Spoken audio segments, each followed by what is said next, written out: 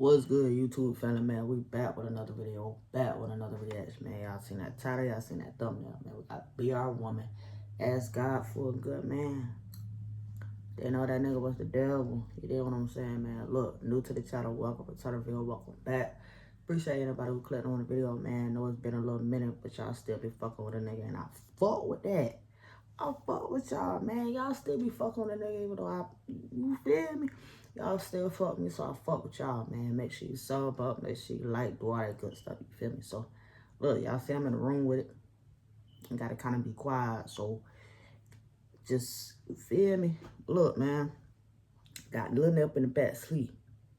Reason why I gotta be quiet, you feel me? Plus, it's 2:30 in the morning, you feel me? But, hey, man, we couldn't push out this content, so let's go ahead and get into it.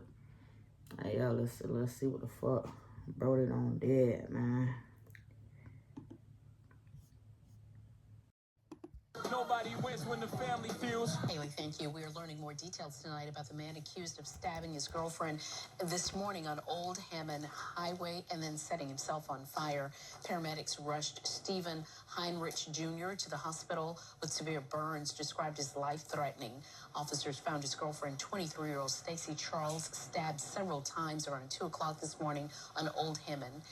She did not survive. Investigators say after stabbing the victim, Heinrich then drove off, crossed into oncoming traffic, intentionally hit another vehicle, and then set himself on fire. Fam, some stories remind you why people say be careful what you ask for. Over the weekend, a young woman lost her life in one of the most tragic ways imaginable. At first, she was reported missing, and when she was found, it was on the side of the highway with multiple stab wounds. But the moment investigators dug deeper, one thing became painfully clear. This young woman had done everything humanly possible to protect herself. Not one, not two, not three, not even 4 or 5, but 6, fam.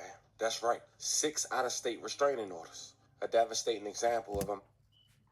See, this what the fuck I be talking about, bruh. These states don't give a fuck about these women, dog. When it comes to that domestic shit, they don't give a fuck. You can file. They don't give a fuck till you kill their ass or they kill you.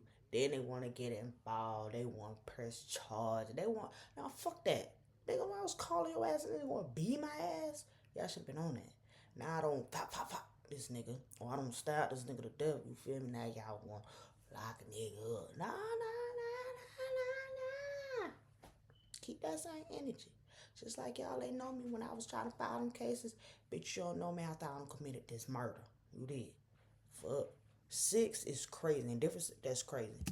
And who simply couldn't move on. But it raises a bigger question we don't talk about enough, honestly. What happens when you follow every step they tell you, every legal route, every safety measure, and it still isn't enough? Even in this case, though, which we'll later check out, this woman went to social media and asked God for a certain type of man. It still wasn't a man she thought. And even after exhausting every resource she could, this young lady still lost her life at the hands of a man who later took his own by setting himself on fire. And of course, you know I did more research, fam. Once I started to dig, it got even darker. Through my research, I was able to come across other victims connected to the same man. People whose story didn't get the same spotlight. People whose pain deserved to be heard tonight. And we're going to shine a light on all of them. Today, we're going to break down everything. Her last moments, when she posted on social media, the painful irony behind the things she wished for, who this man is, his criminal history, and where he come from. Not to mention, shine a light on the other victims who were affected long before this final tragedy. But before we go over this one, I want you guys to remember, I won't give you no angle. I just give you the story. So with that being said, make sure you like, comment, and subscribe. We're gonna jump right to it. Family, Stacy Charles,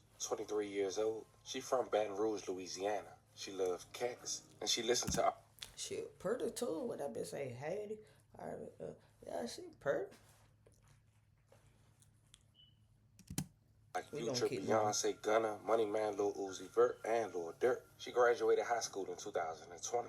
According to friends, she was loving, caring, and most of all, family-oriented. She was active on social media, and it seemed the platform she used the most was X, formerly known as Twitter. She posted a number of pictures. They were beautiful. There she would also repost and make tweets of her own. A couple months ago, she wrote a post, "Sent a white boy my way." Not sure how, but she quickly linked up with the guy identified as Stephen Heinrich Jr., a white man that had a thing for allegedly putting his hands on women. Now, this a man back in September of 2024 had a criminal complaint filed against him and a restraining order on not only him, but his dad and his mother by a woman identified as Somalia Clark. I tried to look up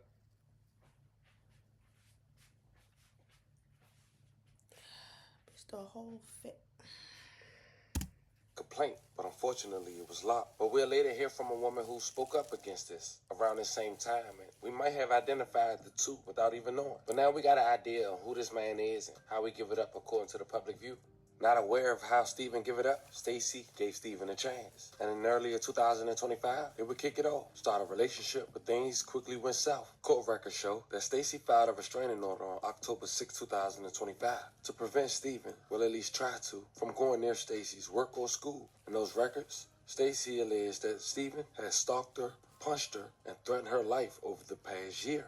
1 month later, November 5th, 2025, Stacy contacted police about a battery that resulted in Stephen's arrest. He posted a $2,500 bail, but then not even 2 weeks. Just 8 days later, the Baton Rouge Police Department said a 23-year-old woman had died from a stabbing on Old Hammond Highway, with the suspect setting himself on fire afterwards. And at that time, police didn't release the identity of the victim or the suspect. Police said they responded at around 12:13 a.m. and saw Stacy Charles, 23, lying in a parking lot in the 12,000 block of Old Hammond Highway with several severe stab wounds. She was taken to the local hospital and died during surgery. And she rest in peace. I love her condolences to her family. Officers also responded to a crash nearby, where they determined Stephen Henrich Jr. was involved in both the crash and stabbing. According to BRPD preliminary reports, Stephen arrived at Charles' residence and began ramming his vehicle into hers. He then removed her from the vehicle, stabbed her, and then drove away. While fleeing, he intentionally entered the oncoming lane of travel, resulting in a head-on collision with another vehicle. While in his vehicle, after the crash, Stephen set himself on fire. He was taken to the hospital with life-threatening injuries, police said, and confirmed the following day that he died from his injuries.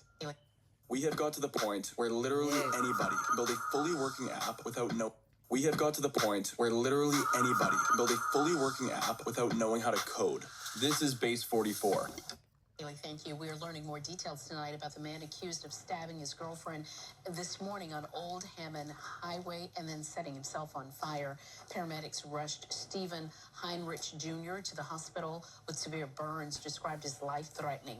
Officers found his girlfriend, 23-year-old Stacy Charles, stabbed several times around 2 o'clock this morning on Old Hammond.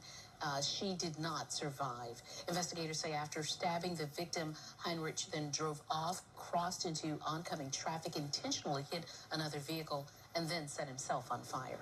Now, at that point, all hell broke loose for people who knew Stacy. It was really upset, and some of them voiced their frustration on social media. One of them hinting that a girl who used to talk to Stephen had called Stacy, or at least confronted her about him, and tried to give her some warnings. Now, this made one girl livid.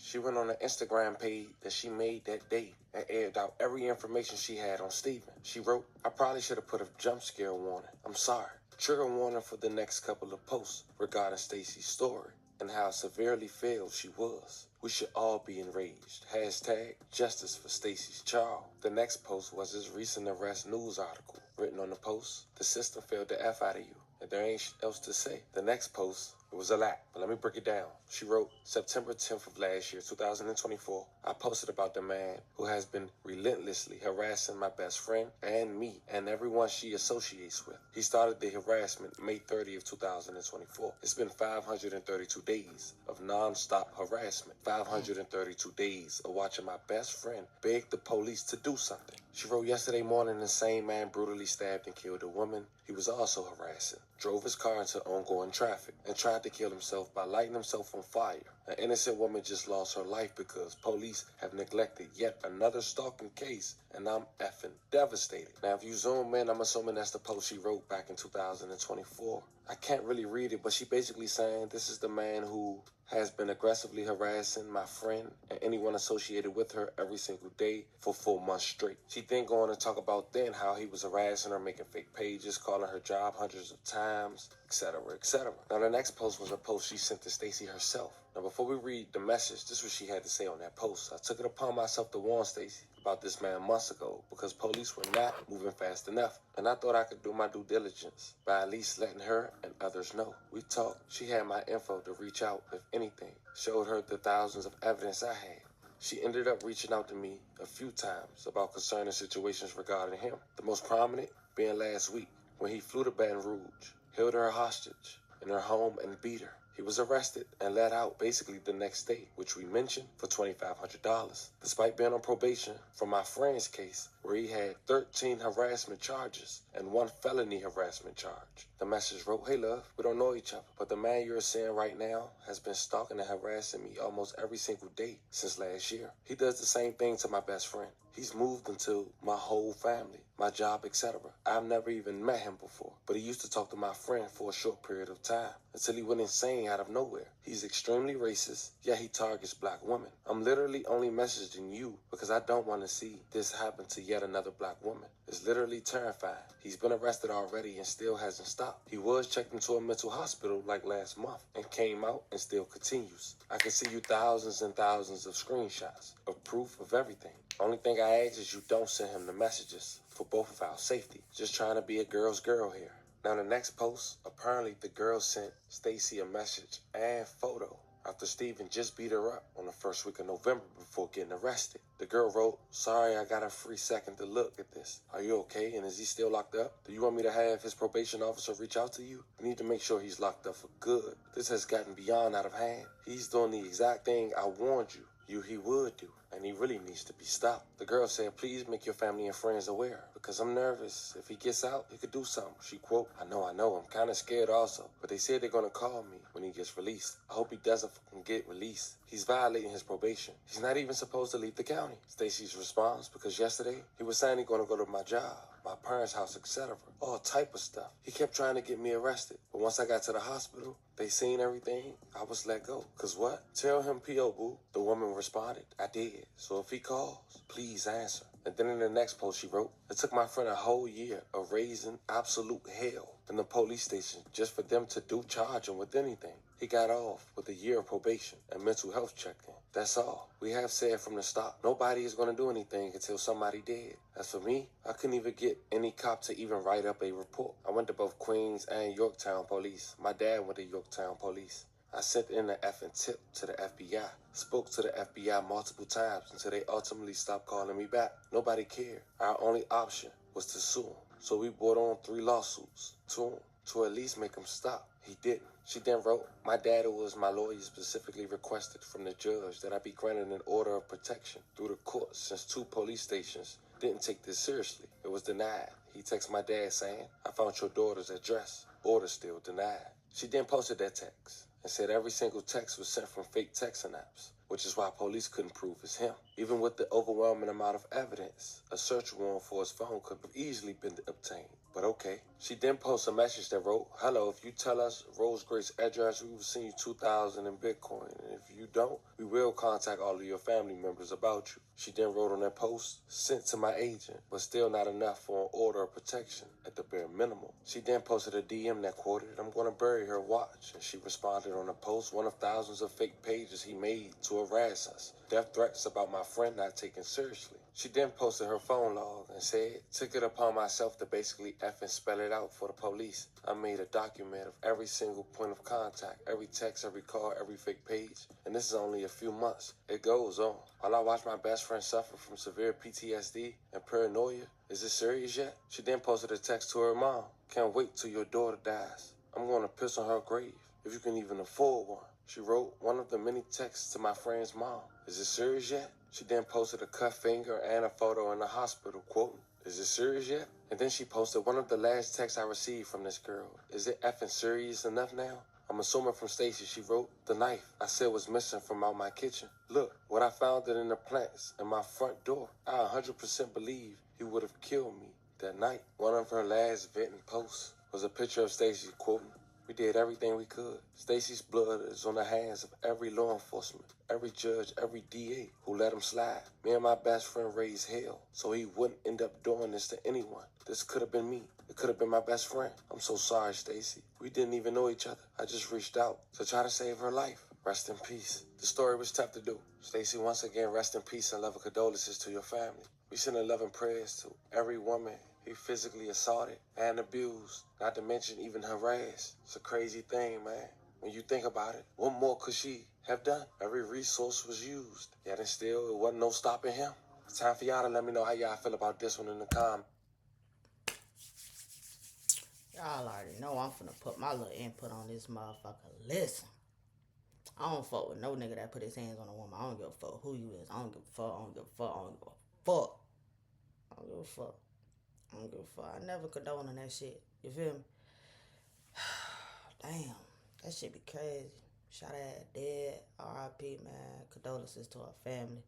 Everything like that, man.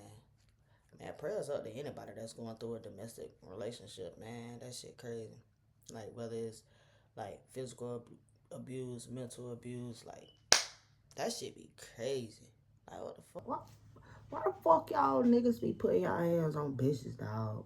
Like, you scared to get your ass whooped by a nigga? Like, what's up? Y'all scared to fight a nigga. Y'all quick to shoot them. But y'all quit to put y'all hands on a bitch, though, because you know you can knock her ass every which way but loose.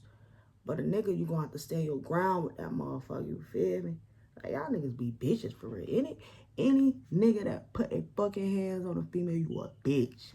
And I stand on that. You did what I'm saying, man. But look, that's the end of this video. Appreciate everybody who stayed to the end. If you did, you a real. Go ahead and get this blood situated. Y'all see I got that bit rolled up. I'm gonna be in the garage in a little bit. I got some more reactions for y'all, so just we ain't through. But look, we through with this video. Appreciate everybody who stayed to the end. Like I said, you're real. I fought with you. I'm up out of here. Gang.